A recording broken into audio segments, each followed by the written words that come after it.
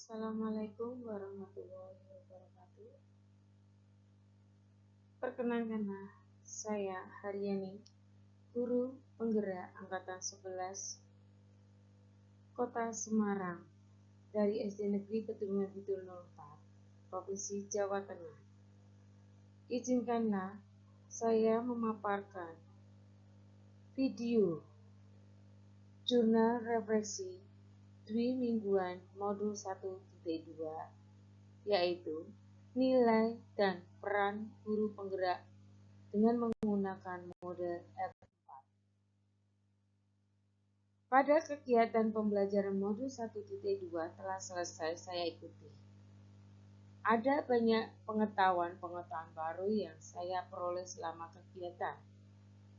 Untuk merefleksikan kegiatan pembelajaran modul 1.2 tentang nilai dan peran guru penggerak ini, saya akan menuangkannya dengan model 4F, yaitu facts atau peristiwa, feeling atau perasaan, finding atau pembelajaran, dan future atau penerapan ke depan. Model refleksi yang saya gunakan di sini, model 4F, peristiwa, fakta, emosi, pembelajaran atau temuan, kemudian masa depan atau implementasi. Pada bulan Juli, minggu pertama, tepatnya tanggal 2 Juli 2024, saya mulai mempelajari modul 1.2, yaitu tentang nilai dan peran guru penggerak.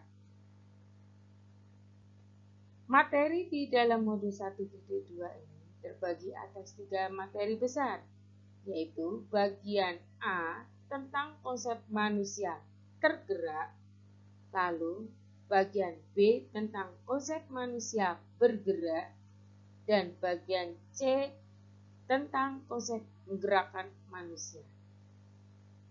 Pada tanggal 3 dan 4 Juli 2024, saya dan teman-teman diminta fasilitator yaitu Ibu Hadijah untuk mengeksplor kegiatan di LMS yang dimulai dengan melakukan refleksi di alur, mulai dari diri, lalu mempelajari modul, dan berdiskusi secara tertulis di alur eksplorasi konsep. Ternyata materi di modul 1.2 ini lumayan banyak dan membutuhkan waktu untuk mempelajarinya dibandingkan modul 1.1.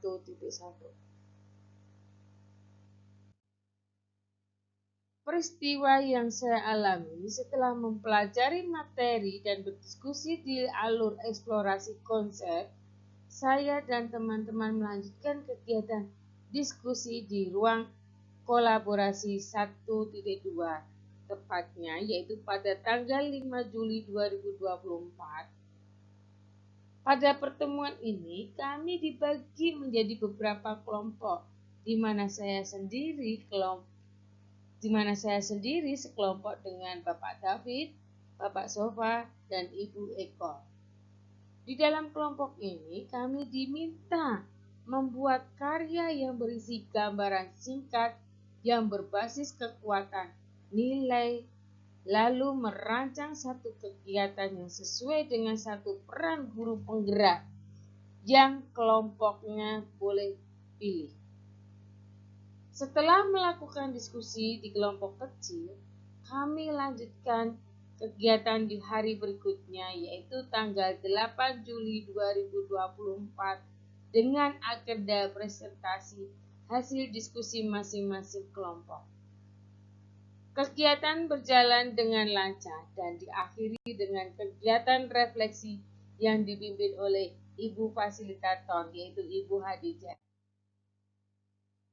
Pada kegiatan di modul 1.2 ini diakhiri dengan kegiatan diskusi virtual di ruang elaborasi pemahaman bersama instruktur nasional yaitu Bapak Hartanto. Pemaparan materi yang disampaikan instruktur sangat jelas dan rinci, sehingga saya pribadi yang belum begitu paham tentang materi modul 1.2 mendapatkan banyak pencerahan dari pertemuan virtual ini. Adapun jadwal kegiatan agenda modul 1.2 yaitu nilai dan peran guru penggerak itu dimulai tanggal 2 Juli 2024 yang mulai dari diri dan eksplorasi konsep dan diakhiri sampai due date demonstrasi kontekstual modul 1.2.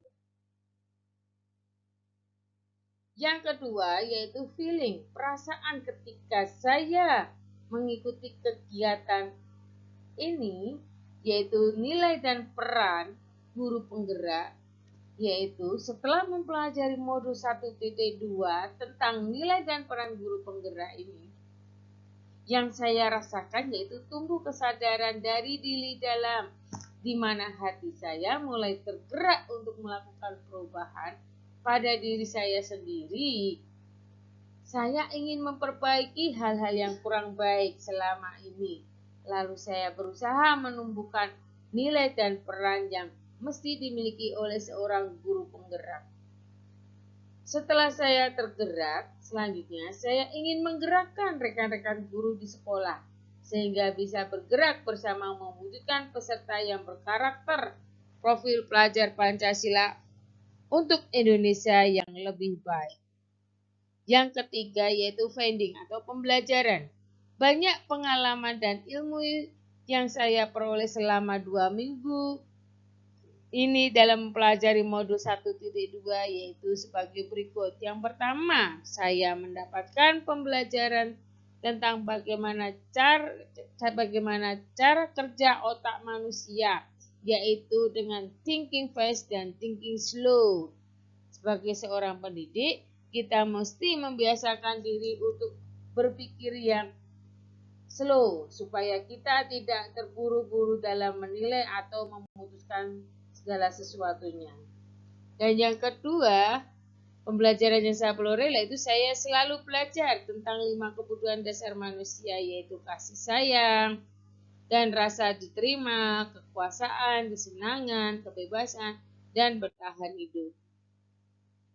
Pembelajaran yang saya peroleh yang ketiga yaitu materi selanjutnya tentang tahap perkembangan manusia secara psikososial menurut Erik Erikson.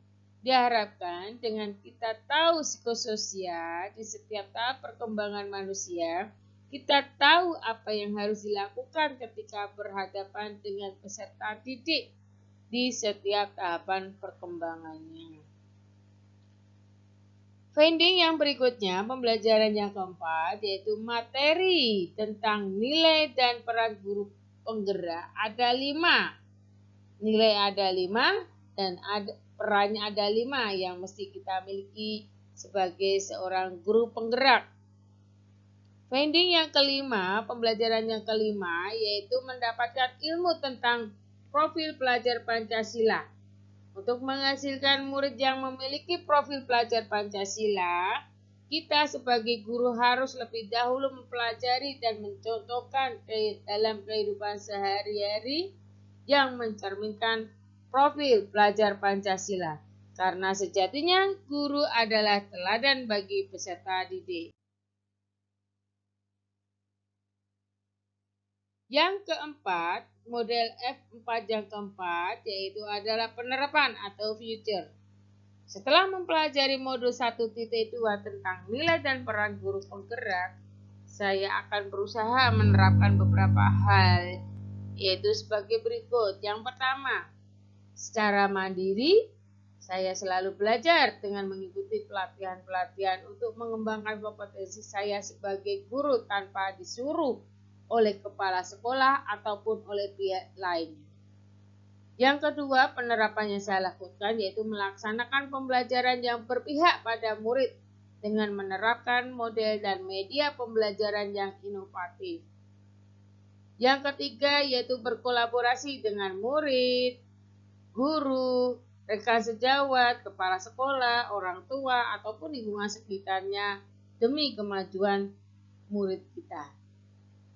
Penerapan yang keempat yaitu menjadi coach bagi guru lain, seperti membantu rekan atau mereka yang kesulitan dalam memanfaatkan aplikasi-aplikasi yang mendukung dalam kegiatan pembelajaran.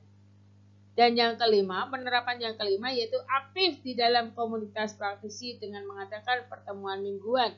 Contohnya yaitu kelompok kerja guru atau KKG.